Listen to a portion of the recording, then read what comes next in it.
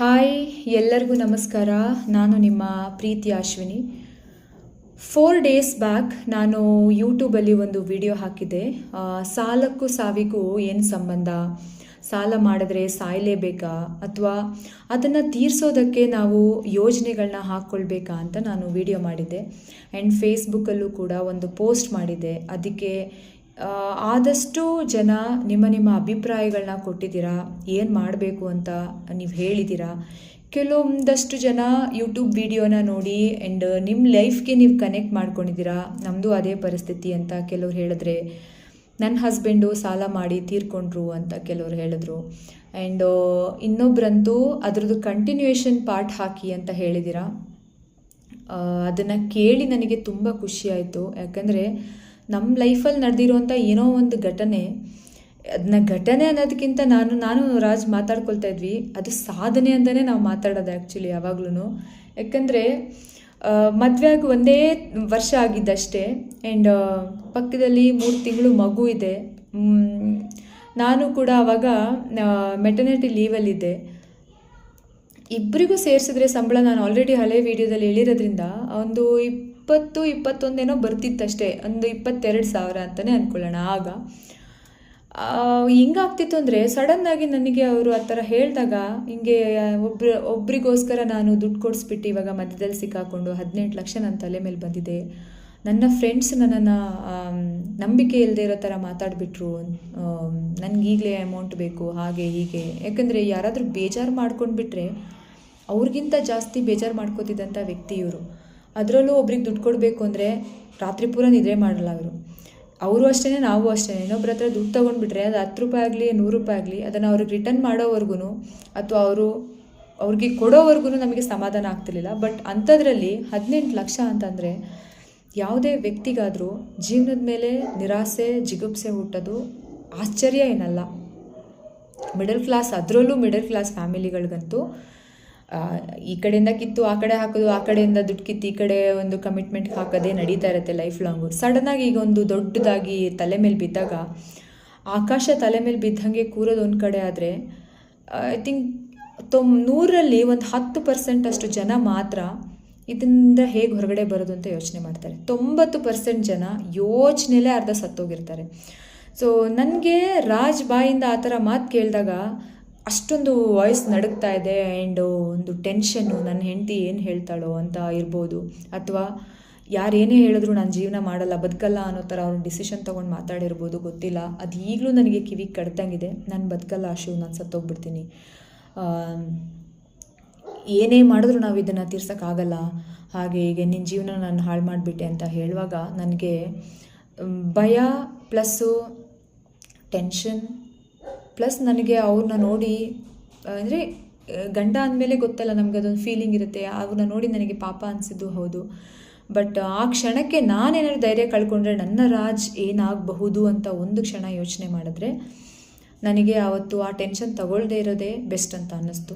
ಯಾಕಂದರೆ ಯಾವುದೇ ವ್ಯಕ್ತಿ ಆಲ್ರೆಡಿ ಅವರು ಕುಗ್ಗಿದ್ದಾರೆ, ಆಲ್ರೆಡಿ ಅವರು ಬೇಜಾರಲ್ಲಿದ್ದಾರೆ ಅಂತಂದಾಗ ನಾವು ಸಾಧ್ಯ ಆದರೆ ಅವ್ರನ್ನ ಅದರಿಂದ ಹೊರಗಡೆ ಕರ್ಕೊಂಡು ಬರಬೇಕು ಹೊರತು ಹಿಂಗೆ ಮಾಡಿಬಿಟ್ರಲ್ಲ ಹಂಗೆ ಮಾಡಿಬಿಟ್ರಲ್ಲ, ಇದೇ ನನ್ನ ಜಾಗದಲ್ಲಿ ಬೇರೆ ಯಾರೇ ಇದ್ದಿದ್ರು ಕೂಡ ಈ ಥರ ಮಾಡಿಬಿಟ್ರಲ್ಲ, ಹಾಗೆ ಹಿಂಗೆ 18 ಲ್ಯಾಕ್ಸು ಎಲ್ಲಿಂದ ತರೋಣ, ಏನೇನೋ ಕ್ವೆಶನ್ಗಳು ಮಾಡಿಕೊಂಡು, ಅಥವಾ ಆ ಮೂಮೆಂಟಿಗೆ ಅದು ಬರುತ್ತೆ, ಇಲ್ಲ ಅಂತ ಹೇಳ್ತಿಲ್ಲ.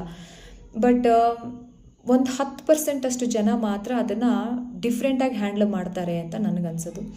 ಸೊ ಅವ್ರು ಹಂಗೆ ಹೇಳಿದಾಗ ನಾನು ಅದನ್ನೇ ಹೇಳಿದ್ನಲ್ಲ, ಆಯಿತು ಇವಾಗ ಏನಾಗಿದೆ ಅದು ಆಗೋಗಿದೆ, ಇವಾಗ ನಾವು ಏನೇ ಮಾಡಿದ್ರೂ ಕೂಡ ಆ ವ್ಯಕ್ತಿ ಕೊಡೋ ಸ್ಥಿತಿಲಿ ಇಲ್ಲ.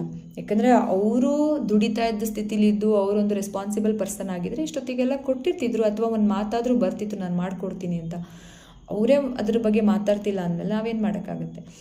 ಆ್ಯಂಡ್ ನನಗೆ ಮೇಜರಾಗಿ ಅವರ ವಾಯ್ಸಲ್ಲಿದ್ದಂತಹ ಒಂದು ಶ್ರಿಂಕ್ ಏನಿತ್ತು ಅದನ್ನು ನನಗೆ ಹೋಗಿಸ್ಬೇಕಾಗಿತ್ತು. ಆ್ಯಂಡ್ ಪ್ರಾಬ್ಲಮ್ಗಳಿಗೆ ನಾನು ಯಾವತ್ತೂ ಹೆದರಿಲ್ಲ.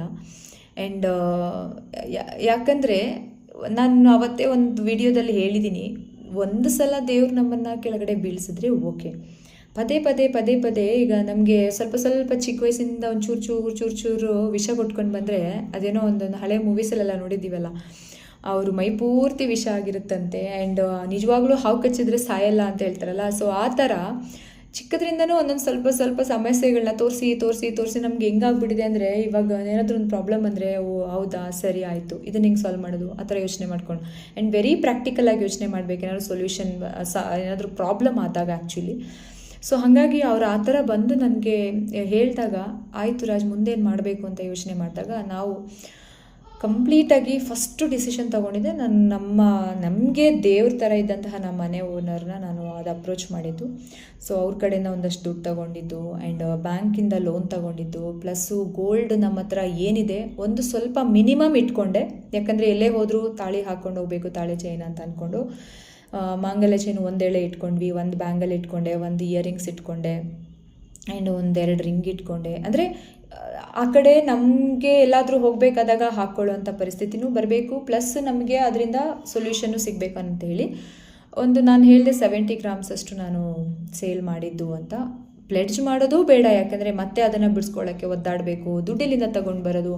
ಯಾಕಂದರೆ ಈಗ ಆಲ್ರೆಡಿ ಬ್ಯಾಂಕಿಂದ ತೊಗೊಳ್ತಾ ಇರೋದು, ಒಬ್ಬರ ಹತ್ರ ಇಸ್ಕೊಂಡಿರೋದಕ್ಕೆ ನಾವು ರಿಟರ್ನ್ ಮಾಡಬೇಕು.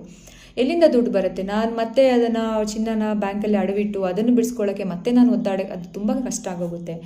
ಇವತ್ತೆಲ್ಲ ನಾಳೆ ನಾವು ಬದುಕಿದ್ರೆ, ನಾವು ಖುಷಿಯಾಗಿದ್ದರೆ, ನಮ್ಮ ಜೀವನದಲ್ಲಿ ಹೀಗೆ ಇರಬೇಕು ಅನ್ನೋ ಆಸೆ ಇದ್ದರೆ ಅಂಥ ಚಿನ್ನ ನಾವು ಸಾವಿರಾರು ಮಾಡಿಸ್ಕೊಳ್ಬೋದು ಅಲ್ವಾ. ಬಟ್ ಈಗಿನ ಸಿಚುವೇಶನ್ಗೆ ಬೀಸೋ ದೊಣ್ಣೆಯಿಂದ ತಪ್ಪಿಸ್ಕೊಂಡ್ರೆ 1000 ವರ್ಷ ಆಯಸ್ಸು ಅನ್ನೋ ಥರ ಆವತ್ತು ನಾವು ಯೋಚನೆ ಮಾಡಿ, ನಾನು ಅವರಿಗೆ ಧೈರ್ಯ ಕೊಟ್ಟು, ಅವರು ನನ್ನ ಮಾತನ್ನ ಕೇಳಿಕೊಂಡು, ಓಕೆ ಆಯಿತು ನಾವಿಬ್ಬರು ಸೇರ್ಕೊಂಡು ಹೀಗೆ ಮಾಡೋಣ ಅಂತ ನಾವೇನು ಮ್ಯೂಚುವಲಿ ಮಾತಾಡ್ಕೊಂಡ್ವಿ. ಆವತ್ತು ಅವ್ರು ಮಾಡಿದ್ದಕ್ಕೆ 2017ಇಂದ 2025ವರೆಗೂ ನನಗೆ ಅವ್ರ ಜೊತೆ ಬದುಕೋದಕ್ಕೆ ಅವಕಾಶ ಸಿಕ್ತು. ಎಷ್ಟು ಬ್ಯೂಟಿಫುಲ್ ಮೆಮೊರೀಸ್ನ ನಾವು ಕ್ರಿಯೇಟ್ ಮಾಡ್ಕೊಂಡ್ವಿ. ಇಲ್ಲ ಅಂತ ಅಂದಿದ್ರೆ, ಓಕೆ ನಾನು ಇನ್ ಕೇಸ್ ಏನಾದರೂ ಅವ್ರಿಗೆ ಹೇಳಿದಾಗ ಧೈರ್ಯ ಕೊಡದೆ, ಅಥವಾ ಅವ್ರು ಹೇಳಿದಾಗ ನಾನು ಹಿಂಗೆ ಮಾಡಿಬಿಟ್ರಲ್ಲ, ನನಗೆ ಬೇಜಾರಾಯಿತು, ನಾನು ಮಾತಾಡಿಸ್ಬೇಡಿ ಹಾಗೆ ಹೀಗೆ ಅಂತ ನಾನು ಏನಾದರೂ ಅನ್ವಾಂಟೆಡ್ ಆಗಿ ಮಾತಾಡಿದ್ದಿದ್ರೆ, ಆಲ್ರೆಡಿ ಕುಗ್ಗಿರೋ ಪರ್ಸನ್ನ ನಾನೇ ಇನ್ನಷ್ಟು ಕುಗ್ಗಿಸ್ತಾ ಇದ್ದೀನಿ ಅಂತ ನನಗೆ. ಆ್ಯಂಡ್ ಏನು ನನಗೆ ಒಂದು 9 ವರ್ಷ ಅವ್ರ ಜೊತೆ ಜೀವನ ಮಾಡೋಕ್ಕೆ ಸಿಕ್ತು, ಅದನ್ನು ನನಗೆ ಸಿಗ್ತಾ ಇರಲಿಲ್ಲ ಅಂತ ಅದೊಂದು ಸಮಾಧಾನ ನನಗೆ. ಓಕೆ ನಾನು ಅವ್ರ ಜೊತೆ ಇಷ್ಟು ವರ್ಷ ಜೀವನ ಮಾಡೋದಕ್ಕೆ ನಮ್ಗೆ ಅದೊಂದು ಘಟನೆ ಸಾಕ್ಷಿ ಆಯಿತು. ಇಲ್ಲ ಅಂತಂದರೆ ಅದೇನು ನಮಗೆ ಇವಾಗ ಕಳ್ಕೊಂಡಿರೋ ನೋವನ್ನ ನಾನು ಅವತ್ತೇ ಕಳ್ಕೊಳ್ಬೇಕಾಗಿತ್ತು, and without having any memories ಅಂತ ನನಗೆ ಬೇಜಾರಾಗುತ್ತೆ. ಸೊ ಆ ಥರ ನಾವು ಏನೆಲ್ಲ ಪ್ಲ್ಯಾನ್ ಮಾಡ್ಬೋದು ಅಷ್ಟನ್ನು ನಾವು ಮಾಡಿ ತೀರಿಸ್ಕೊಂಡ್ವಿ. ಆ್ಯಂಡ್ ಅದಾದಮೇಲೆ the next step, first one ನಾವು ಇರೋದನ್ನು ಸ್ವಲ್ಪ ಮಾರಿದ್ವಿ ಆ್ಯಂಡ್ ಬ್ಯಾಂಕಲ್ಲಿ ಲೋನ್ ತೊಗೊಂಡ್ವಿ. ಓಕೆ ಈಗ ಬ್ಯಾಂಕಲ್ಲಿ ಲೋನ್ ತೊಗೊಂಡ್ಮೇಲೆ ಅಥವಾ ಇನ್ನೊಬ್ಬರ ಹತ್ರ ದುಡ್ಡು ಇಸ್ಕೊಂಡ್ಮೇಲೆ ನಾವು ಅದನ್ನ ರಿಟರ್ನ್ ಮಾಡಲೇಬೇಕಲ್ಲ. ಯಾಕಂದರೆ ಲೈಫ್ ಹೀಗೆ ಇರಲ್ಲ, ಮತ್ತೊಮ್ಮೆ ನಾವು ಒಬ್ಬರ ಹತ್ರ ಕೇಳುವಂಥ ಪರಿಸ್ಥಿತಿ ಬರುತ್ತೆ. ಬಟ್ ಇನ್ನೊಂದು ಸಲ ನಾವು ಒಬ್ಬರ ಹತ್ರ ಹೋಗಿ ₹1 ಕೊಡಿ ಅಂತ ಕೇಳಿದಾಗ ಅವ್ರು ನಮಗೆ ಕೊಡೋ ರೀತಿಲಿ ಇಟ್ಕೋಬೇಕು ಅಂದರೆ ನಾವು ರೀಪೇಮೆಂಟ್ ಮಾಡಲೇಬೇಕು. ಸೊ ಹಾಗಾಗಿ ಸ್ಯಾಲ್ರಿ ನಾವು ಏನು ಬರುತ್ತೆ ನಮಗೆ ಮಂತ್ಲಿ, ಅದರಲ್ಲಿ ಕರೆಕ್ಟ್ ಪ್ಲ್ಯಾನ್ ಮಾಡಿದ್ವಿ. ಈ ಸ್ಯಾಲ್ರಿಲಿ ಇಷ್ಟು ಆ ವ್ಯಕ್ತಿಗೆ ಹೋಗಬೇಕು, ಈ ಸ್ಯಾಲ್ರಿಲಿ ಇಷ್ಟು ಬ್ಯಾಂಕಿಗೆ ಹೋಗಬೇಕು, ಇದರಲ್ಲಿ ಇಷ್ಟು ನಾವು ಏನು ಓನರ್ ಹತ್ರ ತೊಗೊಂಡ್ವಿ ಅದನ್ನು ಕ್ಲಿಯರ್ ಮಾಡಬೇಕು ಅಂತ ಇಷ್ಟನ್ನು ಪ್ಲ್ಯಾನ್ ಮಾಡಿದ್ವಿ. ಪ್ಲಸ್ಸು ನಾನು ಎಡಿಷ್ನಲ್ ಇನ್ಕಮ್ ಅರ್ನ್ ಮಾಡೋಕ್ಕೆ ಸ್ಟಾರ್ಟ್ ಮಾಡಿಕೊಂಡೆ. ನಾನು ಹೇಳಿದೆ, ನಮ್ಮಮ್ಮ ಮನೆಯಲ್ಲೇ ಸಾಂಬಾರು ಪೌಡರ್ಸ್ ಎಲ್ಲ ಮಾಡ್ತಿದ್ರು, chilli powder, dhaniya powder, and mutton masala powder, veg sambar powder, ಹೀಗೆ ಅವ್ರು ಏನೇನು ಮಾಡ್ತಿದ್ರು ಅದನ್ನೆಲ್ಲ ನಾನು ಪ್ಯಾಕ್ ಮಾಡಿ ನಮ್ಮ ಸ್ಕೂಲ್ ಟೀಚರ್ಸಿಗೆ, ಯಾಕಂದರೆ ಅವರೆಲ್ಲ ವರ್ಕಿಂಗ್ ವಿಮೆನ್ಸು ಮತ್ತು ಹೊರಗಡೆಯಿಂದ ತಗೊಳ್ಳೋವಂಥವ್ರು, ಅದರಲ್ಲೂ ಕೂರ್ಗಲ್ಲಿ ಹಿಂಗೆ ಮನೆಯಲ್ಲೇ ಮಾಡಿಕೊಂಡು ಅವರು ಇದು ಮಾಡೋವಂಥ ಸ್ವಲ್ಪ ಕಡಿಮೆ, ಅದರಲ್ಲೂ ಈ ಹಾಸನ್ ಸ್ಟೈಲು ಮೈಸೂರು ಸ್ಟೈಲ್ ಸಾಂಬಾರು ಪೌಡ್ರೆಲ್ಲ ಸ್ವಲ್ಪ ಬೇಗ ಅವರು ಇಷ್ಟಪಡ್ತಾರೆ. ಸೊ ಹಾಗಾಗಿ ನಾನು ಅಮ್ಮ ಮಾಡಿದ್ದನ್ನ ತೊಗೊಂಡೋಗಿ ಅಲ್ಲಿ ಸೇಲ್ ಮಾಡ್ತಾಯಿದ್ದೆ. ಆ್ಯಂಡ್ ತುಂಬ ಚೆನ್ನಾಗಿ ಓಡ್ತು. 1.5 ಇಯರ್ 2 ಇಯರ್ಸ್ ನಾನು ಆ ಬಿಸ್ನೆಸ್ ಮಾಡಿದ್ದೀನಿ. And home made hair oil ಮಾಡ್ತಾಯಿದ್ದೆ. ಎವ್ರಿ ವೀಕೆಂಡ್ ನಾನು ಕೂರ್ತಾ ಇರಲಿಲ್ಲ. ನಾನು ರಾಜಿಬ್ರು ನಮ್ಮ ಅಮ್ಮನ ಮನೆಗೆ ಹೋಗ್ತಾಯಿದ್ವಿ, ಯಾಕಂದರೆ ನಮ್ಗೆ 10 ಕಿಲೋಮೀಟ್ರ್ ಅಷ್ಟೇ ಡಿಫ್ರೆನ್ಸ್ ಇದ್ದಿದ್ದು ನಮ್ಮ ಕೆಲಸದ ಜಾಗಕ್ಕೂ ಆ್ಯಂಡ್ ಮನೆಗೂ. ಅಲ್ಲಿ ಮತ್ತು ಸ್ಕೂಲಲ್ಲೂ ಮನೇಲೂ ನನಗೆ ಏನು ಗಿಡಮೂಲಿಕೆಗಳು ಸಿಗುತ್ತೆ ಅದನ್ನೆಲ್ಲ ಸ್ವಲ್ಪ ರಿಸರ್ಚ್ ಮಾಡಿ ಸ್ಟಡಿ ಮಾಡಿ ಅದನ್ನು ತಗೊಂಡು, ಕೇರಳದಿಂದ ನಮಗೆ ರಾ ಆಯಿಲ್ ಸಿಗ್ತಾಯಿತ್ತು, coconut oil, pure oil cheaper ಕಾಸ್ಟ್ಗೆ ಸಿಗ್ತಾಯಿತ್ತು. ಅದನ್ನು ತೊಗೊಂಡು ಅದಕ್ಕೆ ನಾವು ಆ್ಯಡ್ ಮಾಡಿ ಅದನ್ನು ಪ್ಯಾಕ್ ಮಾಡಿ ನಾನು ಸ್ಕೂಲಲ್ಲಿ ಸೇಲ್ ಮಾಡ್ತಾಯಿದ್ದೆ. ತುಂಬ ಚೆನ್ನಾಗಿ ಇಷ್ಟಪಡ್ತಾಯಿದ್ರು. ಬಿಕಾಸ್ ಅದರಿಂದ ಸೈನಸ್ ಪ್ರಾಬ್ಲಮ್ ಇರೋರಿಗೆ ಆ್ಯಂಡ್ ಮೈಗ್ರೇನ್ ಪ್ರಾಬ್ಲಮ್ ಇರೋರಿಗೆ ಆ್ಯಂಡ್ ಸ್ವಲ್ಪ ಹೋಮ್ ರೆಮಿಡೀಸ್ ಎಲ್ಲ ನಾನು ರಿಸರ್ಚ್ ಮಾಡಿ ಹಾಕಿದ್ದೆ, ಅದಕ್ಕೆ ಏನೇನು ಬರಬೇಕು. ಆ್ಯಂಡ್ ಬಟ್ ನಾನು ಯೂಸ್ ಮಾಡ್ಕೋತಿರ್ಲಿಲ್ಲ ಅಷ್ಟೇ, ಯಾಕಂದರೆ ನಾನು ಬಿಸ್ನೆಸ್ ಪರ್ಪಸ್ಗೆ ಅಂತ ಮಾಡ್ತಿದ್ದರಿಂದ ನನ್ನ ಬಗ್ಗೆ ನನ್ನ ಪರ್ಸ್ನಲ್ ಕೇರ್ ಸ್ವಲ್ಪ ಕಡಿಮೆ ತಗೊಳ್ಳೋದು. ಅದು ನನ್ನ ಫೇಸ್ಗಾಗಿರ್ಬೋದು, ನನ್ನ ಹೇರ್ಗಾಗಿರ್ಬೋದು. ಆ್ಯಂಡ್ ಅದೊಂದೇ ರೀಸನ್ನು ನನಗೆ ರಾಜ್ ಸ್ವಲ್ಪ ಕಂಪ್ಲೇಂಟ್ ಮಾಡ್ತಾಯಿದ್ದೆ, ನಿನ್ನ ಬಗ್ಗೆನೂ ನೀನು ಸ್ವಲ್ಪ ಕೇರ್ ಮಾಡಬೇಕು. ಬೇರೆ ಹುಡುಗಿರ್ನೆಲ್ಲ ನೋಡು, ಅವರು ಮೇಕಪ್ ಮಾಡೋದಾಗಿರ್ಬೋದು, ಒಂದು ಹೇರ್ ಬಗ್ಗೆ ಕೇರ್ ಮಾಡೋದಾಗಿರ್ಬೋದು. ಬಟ್ ನಾನು ಹೇಳ್ತಾ ಇದ್ದೆ, ನೀವು ಖುಷಿಯಾಗಿದ್ದರೆ ನನಗೆ ಅದೇ ಬಿಗ್ಗೆಸ್ಟ್ ಥಿಂಗು. ನನಗೆ ನನ್ನ ಪರ್ಸ್ನಲ್ ಕೇರೆಲ್ಲ ಐ ಡೋಂಟ್ ಲೈಕ್ ಅಂತ ಹೇಳ್ತಾ ಇದ್ದೆ. ಸೊ ಹಾಗಾಗಿ I started earning additional income ಮಾಡಲೇಬೇಕು. ಯಾಕಂದರೆ ಒಂದೇ ಆದಾಯನ ನಂಬ್ಕೊಂಡು ನಾವು ಯಾವ ಸಮಸ್ಯೆನೂ ಬಗೆಹರಿಸೋಕ್ಕಾಗಲ್ಲ. ಆ್ಯಂಡ್ ಅವರು ಕೂಡ ಒಂದು ಏನು ಹೇಳ್ತಾರೆ ಅಡಿಷ್ನಲ್ ಇನ್ಕಮ್ನ ಮಾಡ್ಕೊಳ್ತಾಯಿದ್ರು.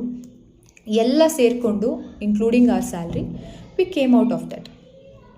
ಆ್ಯಂಡ್ ಮತ್ತು ನಮಗೆ ಒಂದೇ ವಿಚಾರ ಅನಿಸಿದ್ದು, 5 ವರ್ಷ ನಾವು ಒಂದು ಇನ್ಸ್ಟಿಟ್ಯೂಷನಲ್ಲಿ ಇಬ್ಬರು ವರ್ಕ್ ಮಾಡಿದ್ವಿ. ಸ್ಯಾಲ್ರಿ ಏನು ಬರ್ತಿತ್ತು ಅದನ್ನು ಯಾರ್ಯಾರು ಕೊಡಬೇಕು ಅದೆಲ್ಲ ಡಿವೈಡ್ ಮಾಡಿದ್ವಿ. ಎಷ್ಟೋ ಸಲ ನಾವು ನನ್ನ ಪುಟ್ಟ ಮಗಳು ಅಂದರೆ 3 ಮಂತ್ಸ್ ಇದ್ದಾಗ ಇದು ನಡೆದಿದ್ದು. ಅವಳು 1 ಇಯರ್ ಆಯಿತು, 2 ಇಯರ್ಸ್ ಆಯಿತು, 3 ಇಯರ್ಸ್ ಆಯಿತು, 4 ಇಯರ್ಸ್ ಆಯಿತು, 5 ಇಯರ್ಸು ಆಯಿತು. ಎಷ್ಟೋ ಬರ್ಡೇಸ್ಗೆ, ಎಷ್ಟೋ ಫೆಸ್ಟಿವಲ್ಸ್ಗೆ ನಮಗೆ ಡ್ರೆಸ್ ತೊಗೊಳಕ್ಕಾಗಿಲ್ಲ ನಮ್ಮ ಮಗಳಿಗೆ. ಆ್ಯಂಡ್ ಎಷ್ಟೋ ಬರ್ಡೇಸಲ್ಲಿ ಒಂದು ಸ್ಮಾಲ್ ಕೇಕ್ ಕೂಡ ನಮಗೆ ಕಟ್ ಮಾಡೋಕ್ಕಾಗಿಲ್ಲ. ಆ್ಯಂಡ್ ಸೆಲೆಬ್ರೇಟ್ ಮಾಡೋಕ್ಕಾಗಿಲ್ಲ. ಆ್ಯಂಡ್ ಅದು ಯಾವುದಕ್ಕೂ ನಾವು ರಿಗ್ರೆಟ್ ಮಾಡ್ಕೊಂಡಿಲ್ಲ. ನಮ್ಗೆ ಹಿಂಗೆ ಆಗೋಯ್ತಲ್ಲ, ನಾವು ಹಿಂಗೆ ಮಾಡಿಲ್ವಲ್ಲ ಅಂತಂದು ನಾವು ಖುಷಿ ಪಡ್ತಾಯಿದ್ವಿ. ನಾವು ಇವತ್ತು ಏನು ಸ್ಟೆಪ್ ಮಾಡ್ತಾಯಿದ್ದೀವಿ, ಸ್ಟೆಪ್ ತೊಗೋತಾ ಇದ್ದೀವಿ, ಅದೆಲ್ಲ ನಮ್ಮ ಮಕ್ಕಳು ಒಳ್ಳೇದಕ್ಕೆ ಅನ್ನುವಾಗ ಚಿಕ್ಕದ್ರಲ್ಲೇ ನಾವು ಅವ್ರಿಗೆ ಆ ಸೆಲೆಬ್ರೇಷನ್ ಈ ಸೆಲೆಬ್ರೇಷನ್ ಅಂತ ತಲೆಗೆ ತುಂಬಿ ಆ ಎಕ್ಸ್ಪೆಕ್ಟೇಷನ್ಸ್ ಜಾಸ್ತಿ ಮಾಡೋದಕ್ಕಿಂತ ಬರಲಿ ಕಷ್ಟದಲ್ಲಿ ನಮ್ಮ ಅಪ್ಪ ಅಮ್ಮ ನಮ್ಮನ್ನು ಬೆಳೆಸಿರೋದಕ್ಕಿಂತ ಬೆಟರ್ ಪೊಸಿಷನಲ್ಲಿ ನಾವು ಅವ್ರನ್ನ ಬೆಳೆಸ್ತಾ ಇದ್ದೀವಿ ಅಂದಮೇಲೆ ನಾವಿಬ್ಬರು ಖುಷಿಯಾಗೇ ಇದ್ವಿ. ಇಲ್ಲ ಪರವಾಗಿಲ್ಲ, ಬೇರೆಯವ್ರೇನೋ ಮಾಡ್ತಾರೆ ಅಂತ ನಾವು ಅದನ್ನು ನೋಡಿಕೊಂಡು ಮಾಡೋಕ್ಕೆ ಆಗಲ್ಲ. ಅವಳು ಚಿಕ್ಕವಳು, 5 ವರ್ಷ 6 ವರ್ಷದ ಮಗುಗೆ ಬರ್ಡೇ ಅಂದರೆ ಏನು ಅಂತಲೇ ಗೊತ್ತಿರಲ್ಲ. ನಮ್ಮ ಖುಷಿಗೆ ನಾವು ಮಾಡ್ಕೊಳ್ತೀವಿ. ಸೊ ಹಾಗಾಗಿ ನಾವಿಬ್ಬರು ಕೂಡ ಡಿಸೈಡ್ ಮಾಡ್ಕೊಂಡ್ವಿ, ಇಲ್ಲ ನಾವು ಒಂದು ಸ್ಥಾನಕ್ಕೆ ಬರೋವರೆಗೂ ನಾವು ಇದನ್ನೆಲ್ಲ ಮಾಡೋದು ಬೇಡ. ನಾವು ಕೂಡ ಅಷ್ಟೇ ಇಬ್ಬರೂ ಒಂದು ಹಬ್ಬಕ್ಕೆ ಬಟ್ಟೆ ತೊಗೊಂಡಿಲ್ಲ. ಒಂದು ಅಂದರೆ ಏನಕ್ಕೆ ತೊಗೊಂಡಿಲ್ಲ ಅಂದರೆ ದುಡ್ಡಿಲ್ಲ ಅಂತಲ್ಲ, ಅದೆಲ್ಲ ಎಡಿಷ್ನಲ್ ಕಾಸ್ಟ್ ಆಗ್ತಾಯಿತ್ತು ನಮಗೆ. ಅದನ್ನೆಲ್ಲ ರೆಡ್ಯೂಸ್ ಮಾಡೋಕ್ಕೆ ಎಲ್ಲೆಲ್ಲಿ ನಾವು ಓವರಾಗಿ ಸ್ಪೆಂಡ್ ಮಾಡ್ತಾಯಿದ್ದೀವಿ ಅಂದರೆ ಅನ್ವಾಂಟೆಡಾಗಿ ಸ್ಪೆಂಡ್ ಮಾಡ್ತಿದ್ವಿ. ಅಂದರೆ ಹೊಸ ಬಟ್ಟೆ ತೊಗೊಳ್ಳಿಲ್ಲ ಅಂದರೆ ಹಬ್ಬ ನಡೆಯಲ್ವಾ ಅಂತ ಕ್ವೆಶ್ಚನ್ ಮಾಡ್ಕೋತಿದ್ವಿ.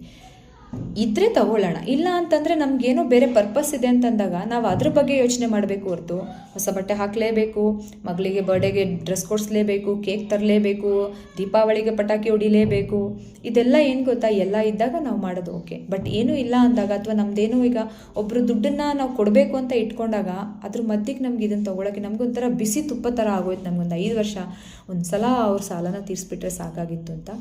ಸೊ ಹಾಗಾಗಿ ಬರೋ ಸ್ಯಾಲ್ರಿಲಿ ನಾವೊಂದು 2,000 ಇಟ್ಕೊಳ್ತಿದ್ವಿ. ಯಾಕಂದರೆ ಅಲ್ಲಿ ನಮಗೇನಾದರೂ ಮೆಂಟಲಿ ಸ್ಟ್ರೆಸ್ ಆದಾಗ ಸ್ವಲ್ಪ ಹೊರಗೋಗಿ ಬರ್ತಿದ್ವಿ, ಅಮ್ಮನ ಮನೆಗೆ ಹೋಗ್ತಿದ್ವಿ, ಇಲ್ಲ ಅತ್ತೆ ಮನೆಗೆ ಬರ್ತಿದ್ವಿ. ಕೊಳ್ಳೇಗಾಲ ಅಲ್ವಾ, ನಾವು ಕೂರ್ಗಲ್ಲಿದ್ದು, ಕೊಳ್ಳೇಗಾಲಕ್ಕೆ ಬರ್ತಾಯಿದ್ವಿ, ಪಾಪುನ ನೋಡ್ತಾಯಿದ್ವಿ, ಎಂಜಾಯ್ ಮಾಡ್ತಿದ್ವಿ, ಮತ್ತೆ ವಾಪಸ್ ಹೋಗ್ತಿದ್ವಿ. ಇನ್ನೂ ತುಂಬ ಸಂಡೇಸ್ ಎಲ್ಲ ಇದ್ದಾಗ ಮೈಸೂರು ಮಾಲಿಗೆ ಬರ್ತಿದ್ವಿ, ಸುಮ್ಮನೆ ಸುತ್ತಾಯಿದ್ವಿ, ಏನು ಪರ್ಚೇಸ್ ಮಾಡ್ತಿದ್ದಿಲ್ಲ. ನನ್ನ ಕರ್ಕೊಂಡು ಹೋಗ್ತಿದ್ರು, ಮೈಸೂರು ಮಾಲಿಗೆ ಕರ್ಕೊಂಡು ಹೋಗ್ತೀನಿ ಬಾ ಅಂತ. ನನಗೆ ಆಯಿತು ಏನು ಮಾಡೋಣ, ಅಲ್ಲೇನು ಪರ್ಚೇಸಿಂಗ್ ಇಲ್ವಲ್ಲ, ಏನಕ್ಕೆ ಹೋಗೋಣ ಅಂದರೆ ವಿಂಡೋ ಶಾಪಿಂಗ್ ಗೊತ್ತಿಲ್ವ ನಿಮಗೆ, ಮಾಡ್ಕೊಂಡು ಬರೋಣ ಅಂತ ಕರ್ಕೊಂಡು ಬರ್ತೀವಿ. ಸುಮ್ಮನೆ ಆ ಶಾಪ್ ಒಳಗಡೆ ಹೋಗೋದು, ಎಲ್ಲನೂ ನೋಡೋದು, ಆಯಿತಾ ಹೋಗೋಣ ಇವಾಗ ಅಂತ ಹೇಳ್ತಿದ್ರು. ನಾನು ರಾಜ್ ಲೈಫಲ್ಲಿ ನಾನು ಹೇಳ್ತೀನಿ, ಏನೂ ತೊಗೊಳ್ದೇನೆ ನಾನು ಅಂದರೆ ಶಾಪಿಂದ ಹೊರಗಡೆ ಬಂದಿಲ್ಲ.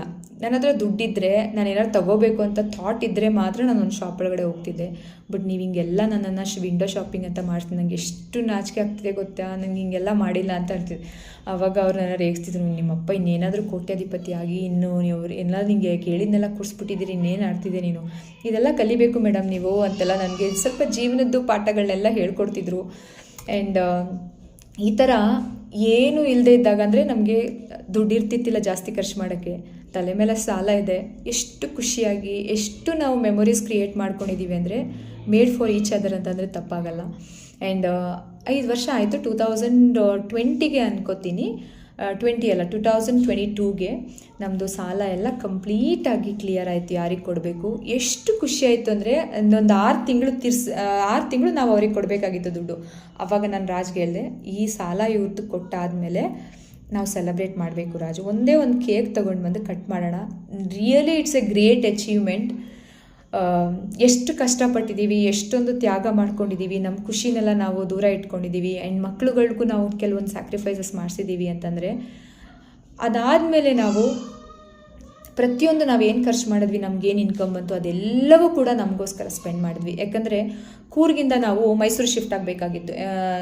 ಕೂರ್ಗಲ್ಲಿ ನಮಗೆ ಅಂದರೆ ಅತ್ತೆ ಮಾವನಿಗೆ ಬರ್ತಾ ಬರ್ತಾ ವಯಸ್ಸಾಗಕ್ಕೆ ಸ್ಟಾರ್ಟ್ ಆಯಿತು. ಇವ್ರು ಹೇಳಿದ್ರು ನಾವು ಅಪ್ಪ ಅಮ್ಮನ ನಮ್ಮ ಜೊತೆ ಇಟ್ಕೊಳ್ಳೋಣ ಅಂತ ಓಕೆ ಫೈನ್ ಅಂತ ಹೇಳ್ತಿದ್ದೆ. ಅವ್ರನ್ನ ಕರೆಸಿ ಕೂರ್ಗಲ್ಲೇ ನಾವು ಬೇರೆ ಮನೆ ಮಾಡೋಣಕ್ಕೆ, ನಾವು ಕ್ವಾರ್ಟರ್ಸಲ್ಲಿ ಇದ್ದಿದ್ದರಿಂದ ಕ್ವಾರ್ಟರ್ಸ್ ಒಳಗಡೆ ಪೇರೆಂಟ್ಸ್ ಅಲೋ ಇಲ್ಲ, ನಾವು ಇರ್ಸ್ಕೊಳಕ್ಕಾಗ್ತಿರಲಿಲ್ಲ. ಸೊ ಹಾಗಾಗಿ ಇಲ್ಲೇ ಗೋಣಿಕೊಪ್ಪದಲ್ಲೇ ಮನೆ ಮಾಡೋಣ ಅಂತ ಹೇಳ್ತಿದ್ವಿ. ಬಟ್ ಆದರೆ ಅತ್ತೆ ಮಾವನಿಗೆ ಅಲ್ಲಿ ಕೂರ್ಗ್ ವೆದರ್ ಸೂಟ್ ಆಗಲ್ಲ, ಮಳೆ ಜಾಸ್ತಿ, ಶೀತ ಅಂತೆಲ್ಲ ಹೇಳಿದ್ರಿಂದ.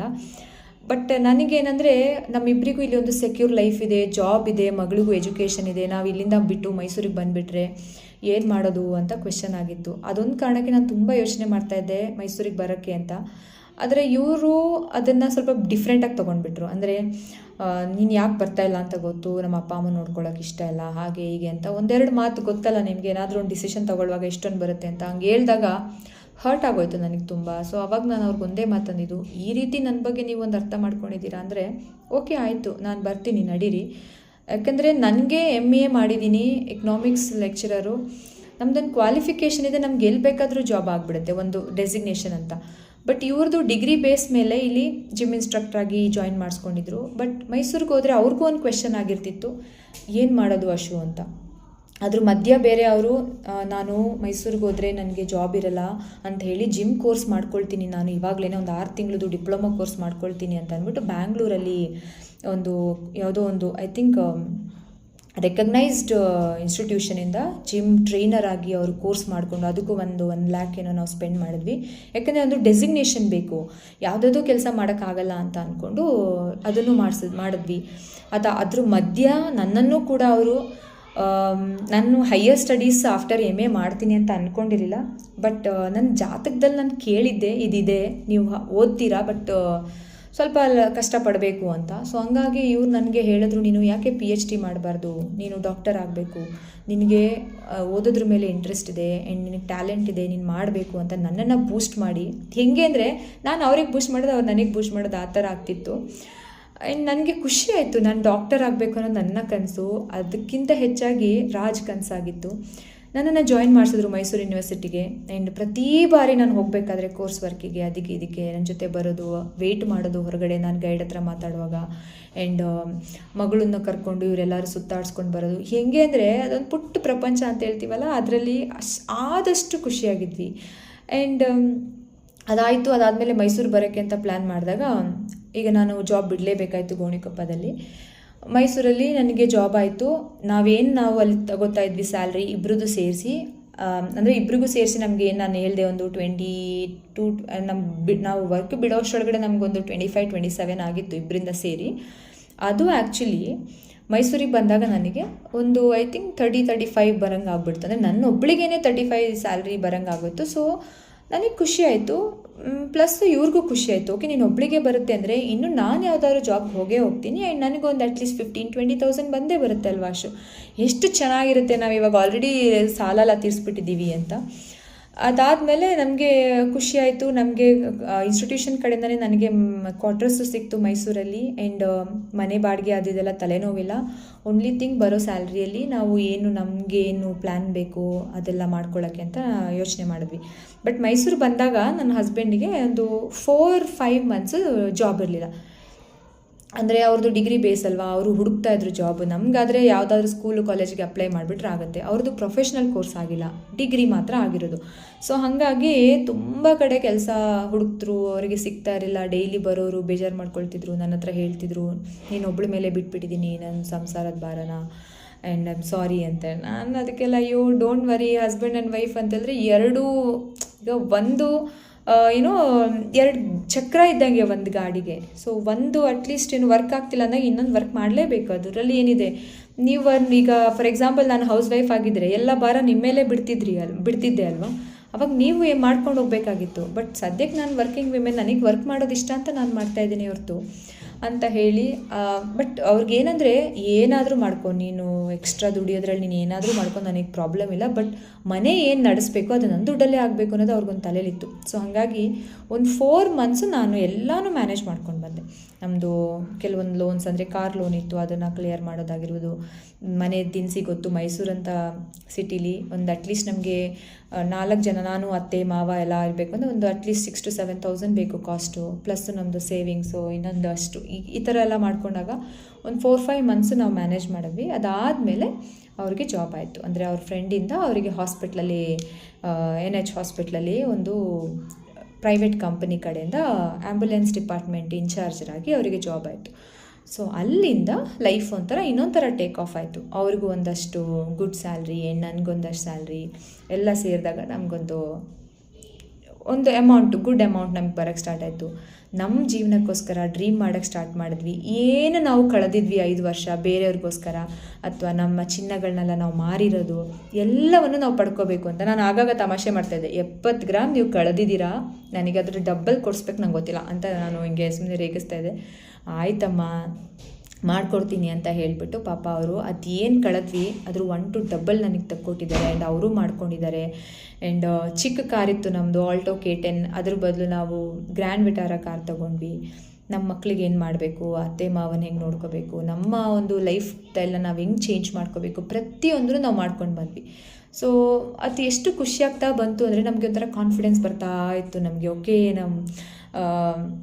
ದುಡ್ಡು ಇಲ್ಲದೆ ಇರೋ ಜೀವನನೂ ನೋಡಿದ್ದೀವಿ, ದುಡ್ಡು ಬಂದ ಜೀವನನೂ ನೋಡಿದ್ದೀವಿ. ಆ್ಯಂಡ್ ಈಗ ಆ್ಯಕ್ಚುಲಿ ಅವ್ರು ಸಾಯೋಕ್ಕೂ 1 ಮಂತ್ ಬ್ಯಾಕು ನನಗೆ ಹೊಸ ಸ್ಕೂಲಲ್ಲಿ ಜಾಬ್ ಆದಾಗ ಏನಂದರೆ ಇನ್ನೊಂದು ಲೆವೆಲಿಗೆ ನನ್ನನ್ನು ತೊಗೊಂಡೋಗ್ತು. ನನ್ನ ಏನು ಈಗ ಪ್ರೆಸೆಂಟ್ ಸ್ಯಾಲ್ರಿ ಇತ್ತು ನನಗೆ ಒಂದು ಅಂದರೆ ಹಳೆ ಸ್ಕೂಲಲ್ಲಿ, ಅದ್ರದ್ದೊಂದು ಡಬಲ್ ಸ್ಯಾಲ್ರಿ ನನಗೆ ಬರೋಂಗೆ ಆದಾಗ ಹಿ ವಾಸ್ ಸೋ ಹ್ಯಾಪಿ. ಅಷ್ಟು ಖುಷಿಪಟ್ಟರು. ಹಿಡಿಯೋಕ್ಕಾಗಲ್ಲ ಅಂತ ಹೇಳ್ತಾರಲ್ಲ, ಯಾಕೋ ನನಗೆ ಖುಷಿ ಪಡೋಕ್ಕಾಗ್ತಾರಲ್ಲ. ಯಾಕಂದರೆ ನಾನು ಒಂದು ಸ್ವಲ್ಪ ನಗೋಕ್ಕೂ ಯೋಚನೆ ಮಾಡ್ತೀನಿ, ಏನೋ ಒಂದು ಮುಂದೆ ಅಳೋ ಥರ ಆಗ್ಬಿಡುತ್ತೇನೋ, ಬೇಡ ನನಗೆ ಅದು ನನಗೂ ಕೂಡ ಕೂಗಿ ಕಿರ್ಚ್ಕೊಂಡು ನಮ್ಮ ಲೈಫ್ ಇನ್ನೆಲ್ಲೋ ಹೋಗ್ಬಿಡುತ್ತೆ ಅಂತ ಅಂದ್ಕೋಬೇಕು ಅಂತ ಅನ್ನಿಸ್ತಿತ್ತು. ಬಟ್ ನಾನು ಕಂಟ್ರೋಲ್ ಮಾಡ್ಕೊಳ್ತಾ ಇದ್ದೆ. ನಾನು ರಾಜ್ಗೆ ಎಷ್ಟೋ ಸಲ ಹೇಳ್ತಾ ಇದ್ದೆ, ನನಗೆ ತುಂಬ ಖುಷಿ ಆಗ್ತಿದೆ ರಾಜ, ಆದರೆ ನನಗೆ ಎಕ್ಸ್ಪ್ರೆಸ್ ಮಾಡ್ಕೊಳಕ್ಕೆ ಬರ್ತಾಯಿಲ್ಲ, ಎಲ್ಲಿ ನನಗೆ ಮತ್ತೇನಾದರೂ ಬೇಜಾರು ಆಗ್ಬಿಡುತ್ತೋ ಲೈಫಲ್ಲಿ ಅಂತ ಭಯ ಅಂತೇಳಿ. ಏನಿಲ್ಲ, ತಲೆ ಕೆಡಿಸ್ಕೊಬೇಡ, ನೀನು ಅಷ್ಟು ಕಷ್ಟಪಟ್ಕೊಂಡು ಇಲ್ಲಿವರೆಗೂ ಬಂದಿದ್ಯಾ ಅಂದರೆ ನಿಜವಾಗ್ಲೂ ನೀನು ಚೆನ್ನಾಗೇ ಇರ್ತೀಯ, ಬೇಜಾರು ಮಾಡ್ಕೊಳ್ಬೇಡ ಅಂತ ಹೇಳ್ತಿದ್ರು. ಆ್ಯಂಡ್ ಸೆಲೆಬ್ರೇಟ್ ಮಾಡು ಈ ಖುಷಿನ ಅಂತ ಎಲ್ಲರಿಗೂ ಫೋನ್ ಮಾಡಿ ನನ್ನ ಹೆಂಡ್ತಿಗೆ ಹೊಸ ಜಾಬ್ ಆಯಿತು, ಆ್ಯಂಡ್ ಅವಳಿಗೆ ಇಷ್ಟು ಸ್ಯಾಲ್ರಿ ಬರ್ತಾಯಿದೆ, ನಮ್ಗೆ ಇನ್ನೇನು ಪ್ರಾಬ್ಲಮ್ ಇಲ್ಲ, ಎಷ್ಟು ಕಷ್ಟಪಟ್ವಿ, ಹಾಗೆ ಹಿಂಗೆ ಹಳೇದನ್ನೆಲ್ಲ ನೆನೆಸ್ಕೊಂಡು ತುಂಬ ಖುಷಿಪಟ್ಟಂಥ ವ್ಯಕ್ತಿ. ಬಟ್ ಅದಾದಮೇಲೆ 1 ಮಂತ್ ಎಕ್ಸಾಕ್ಟಾಗಿ ನಂದು ಫಸ್ಟ್ ಡೇ ಅಲ್ಲಿ ಜಾಯ್ನಿಂಗ್ ಆಯಿತು. ಜಾಯ್ನಿಂಗ್ ಆಗಿ ನೆಕ್ಸ್ಟ್ ಡೇಗೆ ಅವ್ರಿಗೆ ಈ ಥರ ಆಯಿತು. ಸೊ ಏನಕ್ಕೆ ಈ ಸ್ಟೋರಿನ ನಾನು ಮತ್ತೆ ನಿಮ್ಗೆ ಹೇಳ್ತಾ ಇದ್ದೀನಿ ಅಂದರೆ, ಸಾಲ ಮಾಡ್ಕೊಳ್ಳೋದು, ಅದು ನಮ್ಮ ತಲೆ ಮೇಲೆ ಬೀಳೋದು, ಆ್ಯಂಡ್ ಅದನ್ನು ತೀರ್ಸೋಕ್ಕಾಗಲ್ಲ ಅಂತ ಕುಗ್ಬಿಡೋದು, ಅದೆಲ್ಲ ಏನೂ ಇಲ್ಲ. ಹಸ್ಬೆಂಡ್ ಆ್ಯಂಡ್ ವೈಫ್ ಇಬ್ಬರು ಕೂಡ ಕೂತ್ಕೊಂಡು ಕರೆಕ್ಟ್ ಪ್ಲ್ಯಾನ್ ಮಾಡಿದ್ರೆ 6 ವರ್ಷದಲ್ಲಿ ತೀರಿಸೋ ಸಾಲನ 3 ವರ್ಷಕ್ಕೆ ಮುಗಿಸ್ಕೊಳ್ಬೋದು, 3 ವರ್ಷಕ್ಕೆ ತೀರಿಸೋ ಸಾಲನ 1.5 ವರ್ಷಕ್ಕೆ ಮುಗಿಸ್ಕೊಳ್ಬೋದು. It's all depends on mutual understanding ಅಷ್ಟೇ. ಆ್ಯಂಡ್ ಒಂದೇ ಇನ್ಕಮ್ನ ನಂಬ್ಕೊಂಡಿದ್ರೆ ಆಗಲ್ಲ. ಸೊ ಆಲ್ಟರ್ನೇಟಿವ್ ಇನ್ಕಮ್ನ ನಾವು ಅರ್ನ್ ಮಾಡೋದು ಹೇಗೆ ಅಂತ ನಾವು ಸ್ವಲ್ಪ ಪ್ಲ್ಯಾನ್ ಮಾಡ್ಕೊಳ್ಬೇಕು. ಸೊ ಈ ಥರ ಒಂದು ತುಂಬ ಚೆನ್ನಾಗಿತ್ತು. ಅದನ್ನೇ ಹೇಳ್ತೀನಲ್ಲ, ನಮ್ಮನ್ನು ನೋಡಿ ಎಷ್ಟೋ ಜನನೂ ಅಂದ್ಕೊಂಡಿದ್ದಾರೆ ಇವ್ರು ಹಸ್ಬೆಂಡ್ ಆ್ಯಂಡ್ ವೈಫ್ ಥರನೇ ಇಲ್ವಲ್ಲ ಅಂತ. ಅವ್ರಿಗೊಂಥರ ಅದು ಹೊಟ್ಟೆ ಕಿಚ್ಚಿಗೆ ಹೇಳ್ತಾಯಿದ್ರು, ಅಥವಾ ಅವರು ಏನೋ ಹೆಮ್ಮೆಯಿಂದ ಹೇಳ್ತಿದ್ರು ಗೊತ್ತಿಲ್ಲ. ನಾವು ಜಸ್ಟ್ ಫ್ರೆಂಡ್ಸ್, ನಾವು ಅಷ್ಟು ಬೆಸ್ಟ್ ಫ್ರೆಂಡ್ಸ್ ಆಗಿ ನನ್ನ ತಂದೆ ಸ್ಥಾನ ತುಂಬಿದ್ದಾರೆ, ನನ್ನ ಬೆಸ್ಟ್ ಫ್ರೆಂಡ್ ಸ್ಥಾನ ತುಂಬಿದ್ದಾರೆ. ನಾನು ಅಷ್ಟೇ ಅವರಿಗೆ ತಾಯಿಯಾಗಿ, ಫ್ರೆಂಡಾಗಿ, ಎಲ್ಲ ಒಂಥರ ಇಟ್ಸ್ ಲೈಕ್ ಏನು ಹೇಳ್ತೀವಿ, ನಮ್ಮಿಬ್ಬರ ಸಂಬಂಧಕ್ಕೆ ಸರಿ ಸಾಟಿನೇ ಇಲ್ಲ ಅಂತ ನಾನು ಹೇಳ್ಕೊಳ್ಳೋಕೆ ಇಷ್ಟಪಡ್ತೀನಿ. ಯಾಕಂದರೆ ಇದು ಓವರಾಗಿ ಹೇಳ್ತಾ ಇರೋದಲ್ಲ, ಅಥವಾ ಎಕ್ಸಾಗ್ರೇಟ್ ಮಾಡಿ ಹೇಳ್ತಾ ಇರೋದಲ್ಲ. ಲಿಟ್ರಲಿ ಒಂದೊಂದು ದಿನವೂ ನಾವು ಎಂಜಾಯ್ ಮಾಡಿದ್ದೀವಿ, ಒಂದೊಂದು ಕ್ಷಣವೂ ನಾವು ಜೀವಿಸಿದ್ದೀವಿ. ಅದಕ್ಕೋಸ್ಕರ ಇಷ್ಟೊಂದು ಮೆಮೊರಿ ಕ್ರಿಯೇಟ್ ಆಗಿರೋದು. ಕೆಲವರಿಗೆ ಎಲ್ಲ ಇದ್ದು ಮೆಮೊರೀಸ್ ಕ್ರಿಯೇಟ್ ಮಾಡ್ಕೊಳ್ಳಲ್ಲ, ಖುಷಿಯಾಗಿರಲ್ಲ, ನೆಮ್ಮದಿಯಾಗಿರಲ್ಲ. ಬಟ್ ನಮಗೆ ಝೀರೋಯಿಂದ ಬಂದರೂ ಕೂಡ we both were very happy, ತುಂಬ ಖುಷಿಯಾಗಿರ್ತಿದ್ವಿ. ಬಟ್ ಅದ್ರ ಮಧ್ಯ ಬೇಡದಿರೋಂಥದ್ದು ಕೆಲವೊಂದು ಕಡೆಯಿಂದ ಗೊತ್ತಲ್ಲ ನಿಮಗೆ, ಆ್ಯಂಡ್ ಏನೋ ಕಡ್ಡಿ ಅಳ್ಳಾಡ್ಸೋದು ಅಂತ ಹೇಳ್ತೀವಿ, ಅಥವಾ ಅವರ ಒಂದು ಇಂಟರ್ಫಿಯರೆನ್ಸ್ ಬರೋದು, ಅದರಿಂದ ನಮ್ಮ ಮಧ್ಯ ಕೆಲವೊಂದು ಅಂದರೆ ಆರ್ಗ್ಯುಮೆಂಟ್ಸ್ಗಳು ನಡೆದಿರೋದು, ಅಥವಾ ಅನ್ವಾಂಟೆಡ್ ಸಿಚುವೇಶನ್ಸ್ಗಳಾಗಿದ್ದೆ. ಬಿಟ್ಟರೆ ಹಸ್ಬೆಂಡ್ ವೈಫ್ ಅಂತ ಬಂದಾಗ, ಏನೇ ಸಮಸ್ಯೆ ಬಂದಾಗ ನಾವು ಯಾವತ್ತೂ ಒಬ್ರಿಗೊಬ್ಬರು ನಾವು ಬಿಟ್ಕೊಟ್ಟಿಲ್ಲ. So that's the real great thing actually. ಪ್ರತಿಯೊಂದು ಫ್ಯಾಮಿಲಿ, ಪ್ರತಿಯೊಂದು ಕಪಲ್ ಕೂಡ ಯೋಚನೆ ಮಾಡ್ಕೊಳ್ಬೇಕು. ಒಗ್ಗಟ್ಟಿನಲ್ಲಿ ಬಲವಿದೆ ಅಂತ ಹೇಳ್ತೀವಲ್ಲ, ಗಂಡ ಹೆಂಡತಿ ಇಬ್ಬರೂ ಕೂಡ ಒಂದೇ ರೀತಿ ಯೋಚನೆ ಮಾಡಿಕೊಂಡು ಒಗ್ಗಟ್ಟಿಂದ ಇದ್ದರೆ ಯಾರು ಬಂದು ಏನು ಮಾಡಿ ನಿಮ್ಮ ಫ್ಯಾಮಿಲಿನ ಡಿಸ್ಟರ್ಬ್ ಮಾಡೋಕ್ಕಾಗಲ್ಲ, ಪ್ಲಸ್ಸು ನಿಮ್ಮ ಕಾನ್ಫಿಡೆನ್ಸ್ನ ಶೇಕ್ ಮಾಡೋಕ್ಕಾಗಲ್ಲ. ಓಕೆ, ಆ ಮೂಮೆಂಟಿಗೆ ಯಾರಾದರೂ ಬಂದು ಏನಾದ್ರು ಹೇಳಿದಾಗ ಓಕೆನಾ ಹೌದಾ ಅಂತ ಕೇಳ್ಕೊಳ್ಬೋದು ಅಷ್ಟೇ. ಬಟ್ ಅದರಿಂದ ನಮ್ಮ ರಿಲೇಷನ್ಶಿಪ್ಗೆ ಏನು ಕೂಡ ಡಿಸ್ಟರ್ಬೆನ್ಸ್ ಆಗಲ್ಲ ಅಂತ ಹೇಳ್ಕೊಳ್ತೀನಿ. ಸೊ ಇರುವಾಗಲೇ ಆದಷ್ಟು ಎಂಜಾಯ್ ಮಾಡಿ, ಇರುವಾಗಲೇ ಮೆಮೊರೀಸ್ ಕ್ರಿಯೇಟ್ ಮಾಡ್ಕೊಳ್ಳಿ, ಇರುವಾಗಲೇ ಎಷ್ಟು ಸಾಧ್ಯ ಅಷ್ಟು ತೃಪ್ತಿಯಾದ ಜೀವನವನ್ನು ಬದುಕಬೇಕು ಅಂತ ಹೇಳೋಕ್ಕೆ ಇಷ್ಟಪಡ್ತೀನಿ. ರಿಯಲಿ ನನಗಂತೂ ಖುಷಿ ಇದೆ, ಯಾಕಂದರೆ ಅವರು ಇಷ್ಟು ಬೇಗ ಹೋಗಿದ್ದು ಬೇಜಾರಿದೆ. ಆದರೆ ಇರೋವರೆಗೂ ಒಂದು ಹೆಂಡತಿಯನ್ನು ಅವ್ರು ಹೇಗೆ ನೋಡ್ಕೊಳ್ಬೇಕು, ಒಬ್ಬ ಹೆಂಡತಿಗೆ ಎಷ್ಟು ರೆಸ್ಪೆಕ್ಟ್ ಕೊಡಬೇಕು, ಎಷ್ಟು ಸ್ಥಾನ ಕೊಡಬೇಕು, ಅದನ್ನೆಲ್ಲ ಕೊಟ್ಟು ಹೋಗಿದ್ದಾರೆ. So today whatever I am getting that is because of my Raj ಅಂತ ಹೇಳೋಕ್ಕೆ ಇಷ್ಟಪಡ್ತೀನಿ. Thank you all so much okay for watching my video. Continuation part ಹಾಕಿ ಅಂದಿದ್ದಕ್ಕೆ ನಾನು ಇದನ್ನು ಹಾಕಿದ್ದೀನಿ. ಆ್ಯಂಡ್ ಹೀಗೆ ನಮಗೆ ಸಪೋರ್ಟ್ ಮಾಡ್ತಾಯಿರಿ ಅಂತ ಕೇಳ್ತೀನಿ. Thank you so much.